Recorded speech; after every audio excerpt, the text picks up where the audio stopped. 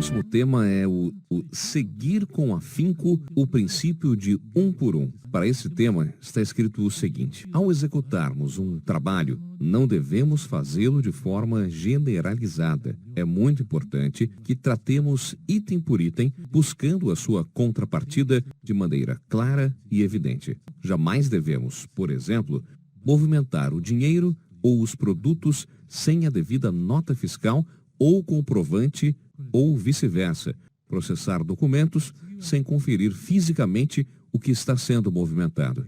Mesmo na checagem de recebimento de contas a receber, é necessário que a baixa seja dada conferindo cada uma das vendas que correspondem a cada um dos recebimentos. Da mesma forma, tanto nas atividades de produção como nas de venda, é preciso ter, de maneira correta, as despesas que foram necessárias para obter a produção total, assim como o lucro bruto, para um gerenciamento rigoroso da lucratividade. No livro Estudo Prático de Kazuo Inamori, criei um capítulo intitulado Seguir com afinco o princípio de um por um e expliquei a respeito. Quando entregamos os nossos produtos, emitimos uma nota fiscal de entrega que os acompanha.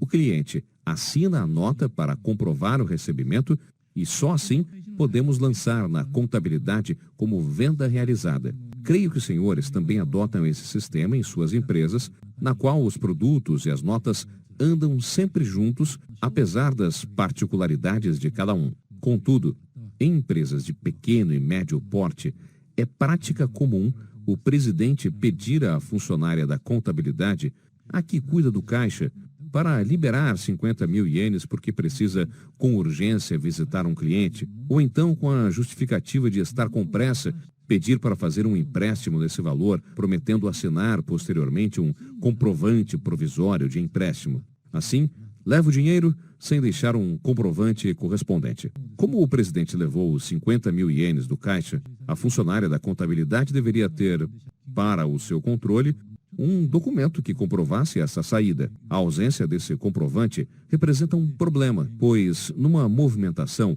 seja de dinheiro ou de produtos, é regra inviolável da administração haver uma nota fiscal, um comprovante correspondente que a acompanhe. Nunca deve acontecer o contrário, e tal regra deve ser obedecida em toda a empresa, sem exceção. Não se deve admitir qualquer exceção em hipótese alguma. Foi na época da fundação da minha empresa que percebi a sua importância. Havia no departamento de vendas um funcionário bem mais velho do que eu. Era honesto, bondoso, de índole afável e um funcionário muito sério. Assim, todos da empresa, inclusive eu, confiavam nessa pessoa. Ele era responsável pelo atendimento de grandes empresas, como a Mitsubishi Elétrica e a Matsushita Elétrica. Certo dia, apesar de termos vendido os produtos para essas empresas, não havia nenhum pagamento, mesmo passados alguns meses. Ao indagá-lo, respondeu-nos que foi pelo fato de o cliente ter pedido para aguardarmos um pouco mais pelo pagamento. Por se tratar de uma pessoa muito honesta, a priori, acreditei em suas palavras. Depois disso, quando lhe faltou por uns 3 dias seguidos, recebemos um telefonema do cliente reclamando pela falta da entrega dos produtos que havia pedido e queria saber o porquê. Achamos estranho e abrimos a gaveta da mesa do referido funcionário, cientes de que essa não seria uma atitude correta.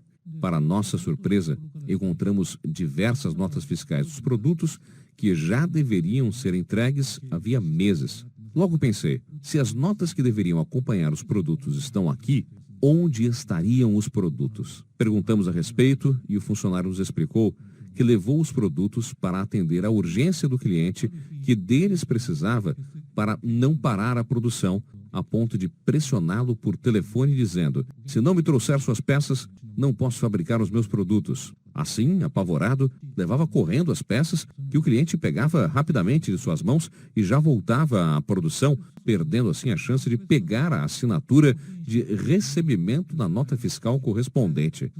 Para não atrapalhar o cliente, trazia a nota de volta e a deixava em sua gaveta. Fiquei pasmo quando me deparei com um monte de notas nas mesmas condições. Passei então a visitar os clientes um a um, acompanhado pelo meu funcionário, mostrando-lhes a nota e explicando que nossos produtos foram entregues em tal data, mas que o pagamento ainda não havia sido efetuado. Por outro lado, da parte do cliente, esse valor não havia subido para a contabilidade e muito menos lançado em contas a pagar por falta dessa nota. Quando perguntamos, os senhores já utilizaram as peças, correto? Responderam que sim, mas que não sabiam o que fazer por falta da nota fiscal correspondente. Contudo, nem todos os clientes foram sinceros. Houve quem negasse ter utilizado os nossos produtos e foi um trabalho resolver toda essa situação. A causa de tudo foi a timidez desse funcionário do departamento comercial. Ele mesmo havia cobrado por várias vezes os clientes, mas por não ter uma postura firme diante deles, foi deixando até que chegasse a esse ponto.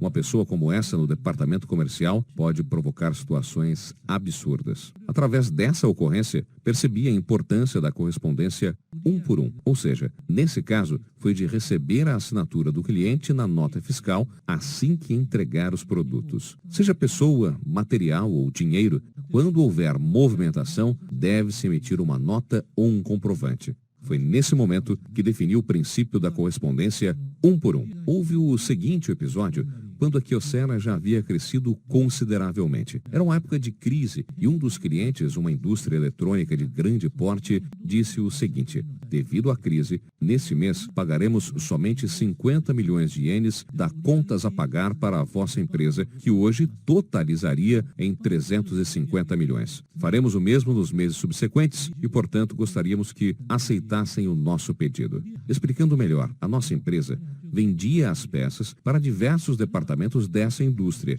como o de semicondutores, o de televisores, etc. E tínhamos a receber um total de 350 milhões. O nosso comercial aceitou o pedido e informou a contabilidade para que processassem dessa forma, ou seja, pagamento de 50 milhões por mês a serem deduzidos do total do valor a receber. Foi então que perguntei ao funcionário do comercial: espera um pouco, esses 50 milhões correspondem ao pagamento de qual produto vendido? A resposta foi que o cliente disse que, naquele momento, pagaria 50 milhões sem mais nada a especificar. Então pedi o seguinte: você bem sabe que é regra em nossa empresa controlar o pagamento por venda correspondente, ou seja, o princípio de um por um. Como você pretende contabilizar esses 50 milhões de ienes? O cliente pretende pagar quais produtos com esse valor? Como é que eles conseguem ter um bom controle contábil fazendo apenas uma dedução de um determinado valor do montante total? Vá até o cliente, pergunte quais notas querem liquidar, pois como em nossa empresa adotamos a regra de correspondência um por um,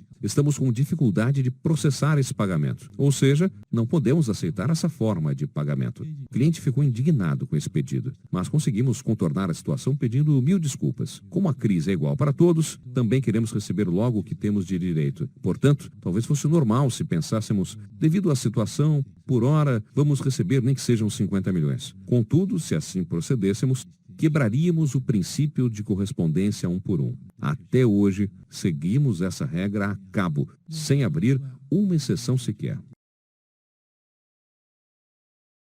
Certa vez, fiquei muito surpreso ao ouvir um comentário de alguém que ocupava um cargo importante em uma das grandes empresas que representavam o nosso país. Segundo ele, quando chega o mês de março, final do ano fiscal no Japão, época do balanço, os diretores de cada divisão pedem a seus clientes para fazerem uma compra de algumas centenas de milhões de ienes só para atingir as metas de vendas ou de lucro previstos no orçamento, dizendo simplesmente: estamos com dificuldade para atingirmos nossa meta de vendas deste ano fiscal. Sinto muito por ter que lhe pedir isso, mas poderia fazer uma compra de 300 milhões, por exemplo? Logo pensei, mesmo que o cliente faça um pedido de compras de 300 milhões de ienes, como vai fazer com os produtos? Certamente não haverá como entregar-lhe de imediato. Fiquei pasmo ao ouvir como seria o mecanismo. O cliente emitiria uma nota fiscal de recebimento de produtos em contraparte à nota fiscal de entrega e simularia a entrega dos produtos. Em meados de abril, esse cliente emitiria uma nota fiscal de devolução daqueles produtos. Em outras palavras,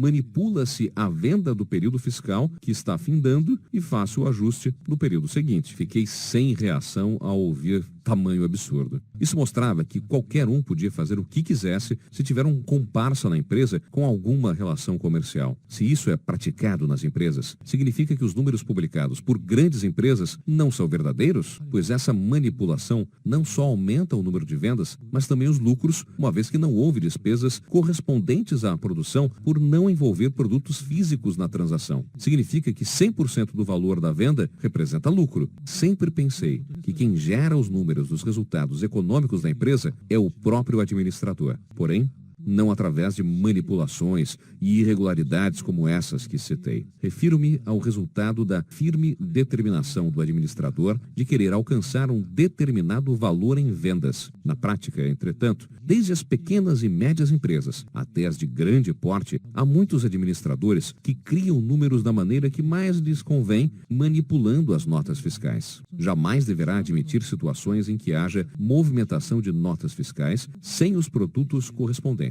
Mais do que isso, jamais permitir a criação de um balanço fictício. É para evitar tais práticas que venho pregando a necessidade do princípio da correspondência um por um que criei para que, mesmo que se trate do próprio presidente da empresa, não se dê margem para cometer irregularidades. Em outras palavras, é para impedir que os próprios administradores cometam tais erros que criei a regra. Ademais, quando visto por pessoas de fora da empresa, esse sistema serve para comprovar a transparência da empresa, mostrando que ela adota um sistema de balanço justo e correto. Desta maneira, o princípio da correspondência um por um é, também, muito importante para elevar a transparência da administração da empresa.